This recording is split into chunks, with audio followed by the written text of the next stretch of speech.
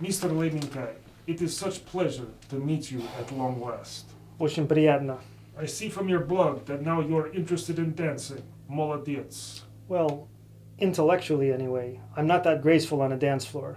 So why are you intellectually dancing with Mr. Đào Duy Anh? Đào Duy Anh's a great scholar. What does Mr. Đào Duy Anh have to say about origins of Viet culture? Oh, I suppose he would say that Vietnamese culture was formed during the period of Chinese rule, because he said that Vietnamese culture is essentially Chinese in its form, and that's when the contact took place between people there and the world to the north, the Chinese world. And Vietnamese resisted, huh? No. He didn't say they resisted it. He said that because Vietnam was so far away from the center of the Chinese cultural world, that it was just inevitable that things would be different there, and that you couldn't just sort of imprint Chinese culture on the Vietnamese world. And then after they got independence, there was that separation, so of course the culture would be a little bit different. What does he say about time before Chinese come? Dong Sun period.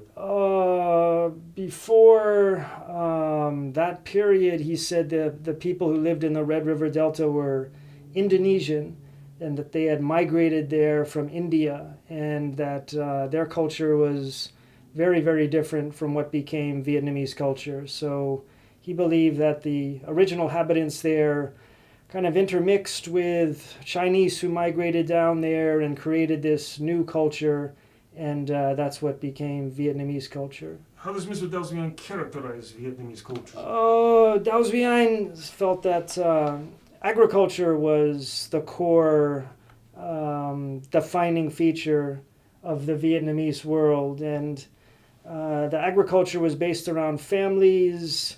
People lived very simple lives. They were morally upright. But the people in the cities, he said, were different. They said there, even though people might claim that they're following Confucian ideas or Buddhist ideas, in reality, they were just looking after themselves and were unlike the people in the countryside. Typical capitalese. Did he talk about class? He didn't say there were classes before the 20th century. He said there were scholar elites and common people, but by the 1930s, when he wrote his book, he said there was now a middle class. Bourgeoisie. A bourgeoisie. And he also said there were laborers. The proletariat. A proletariat, if you will. And that therefore society had become more complex and was moving away from the kind of the model of the agricultural world. But Vietnamese cultural essence continued, huh? No, he didn't say some Vietnamese essence was persisting, and he said that all of those people were changing away from something and becoming more westernized, and he believed that they were all moving towards some kind of universal global culture. Это socialism. Yeah, well, he didn't say what kind of global culture, but yes, he said it was all moving towards a universal global culture. Вот, сегодня это достаточно. Добрый день. Добрый день. Natasha, help Mr. Lei Minkai relax.